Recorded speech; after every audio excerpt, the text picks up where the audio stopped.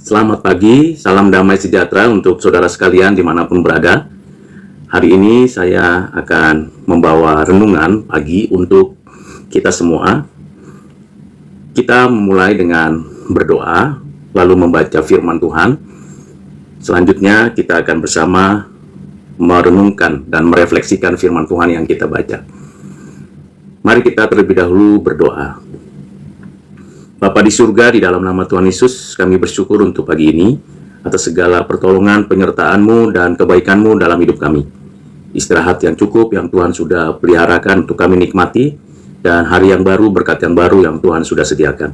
Terima kasih Bapa, kiranya firman yang kami akan baca dan renungkan dapat menolong dan memimpin kami untuk beraktivitas sepanjang hari ini. Kiranya Tuhan memberkati kami. Dalam nama-Mu Tuhan Yesus, kami berdoa bersyukur. Amin. Mari kita membaca dan mendengarkan firman Tuhan dari Mazmur 37 ayat yang ke-34 sampai dengan ayat yang ke-40. Demikianlah firman Tuhan. Nantikanlah Tuhan dan tetap ikutilah jalannya. Maka Ia akan mengangkat engkau untuk mewarisi negeri, dan engkau akan melihat orang-orang fasik dilenyapkan. Aku melihat seorang fasik yang gagah sombong, yang tumbuh mekar seperti pohon aras Libanon. Ketika aku lewat, lenyaplah ia. Aku mencarinya tetapi tidak ditemui. Perhatikanlah orang yang tulus dan lihatlah kepada orang yang jujur. Sebab pada orang yang suka damai akan ada masa depan. Tetapi pendurhaka akan dibinasakan bersama-sama, dan masa depan orang-orang fasik akan dilenyapkan. Orang-orang benar diselamatkan oleh Tuhan. Ia adalah tempat perlindungan mereka pada waktu kesesakan. Tuhan menolong mereka dan meluputkan mereka. Ia meluputkan mereka dari tangan orang-orang fasik dan menyelamatkan mereka sebab mereka berlindung padanya.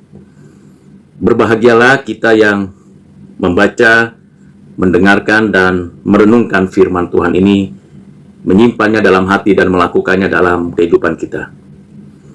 Dari pembacaan kita pada pagi hari ini, dari Mazmur 37 ayat 34 sampai dengan 40 ini, kita mendapatkan beberapa pembelajaran untuk kita renungkan, terapkan dalam keseharian kita.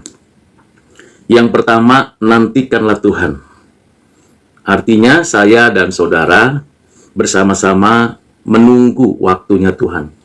Kita maunya cepat selesai pergumulan, persoalan, atau aktivitas pekerjaan kita. Kita sukanya semua yang kita rencanakan segera dapat tuntas.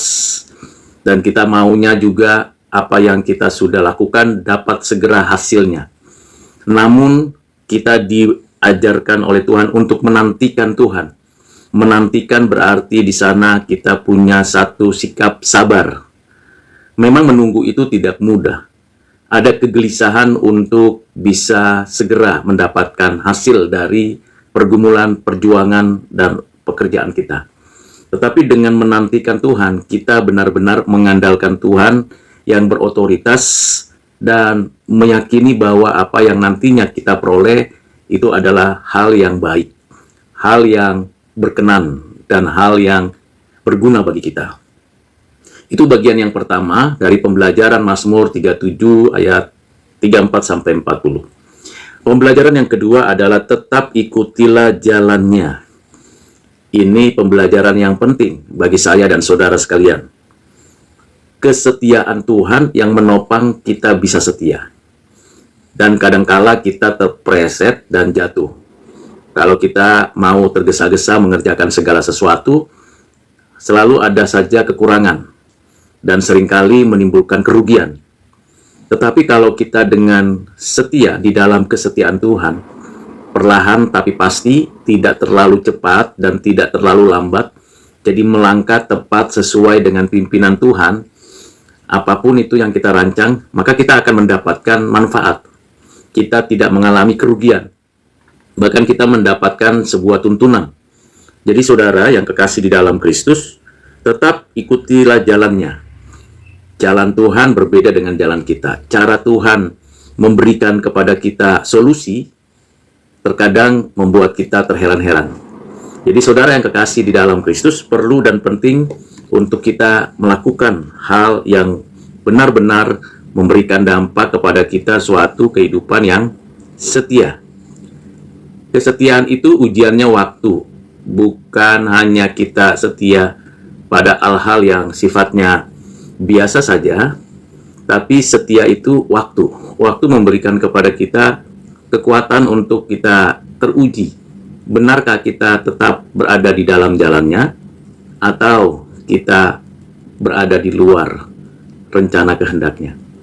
Nah, kesetiaan kita itu dapat kita perhatikan dari apa yang sudah kita komitmenkan di hadapan Tuhan.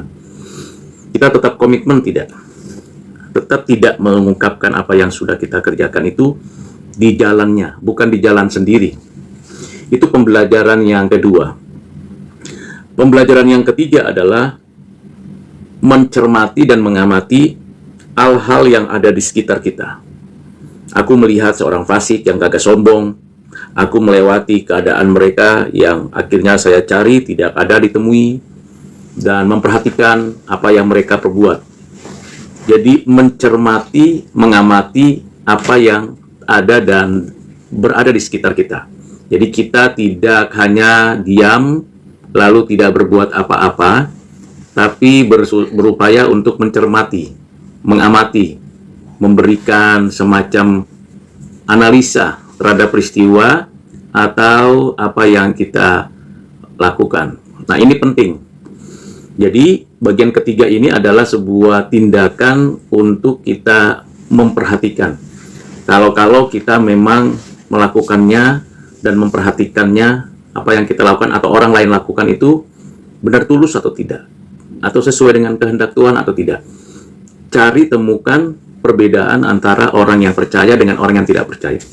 Jadi memperhatikan bukan hanya melihat dan mencermati, tapi menemukan apa perbedaan orang percaya dengan orang yang tidak percaya, orang yang tulus dengan orang yang licik atau tidak berkenan di hati Tuhan. Baru yang terakhir ialah Tuhan menolong mereka dan meluputkan mereka. Ini bagian yang terakhir, yang keempat dari pembelajaran kita. Bagaimana akhirnya kita bisa menyaksikan sendiri bagaimana Tuhan menolong kita sebagai orang percaya.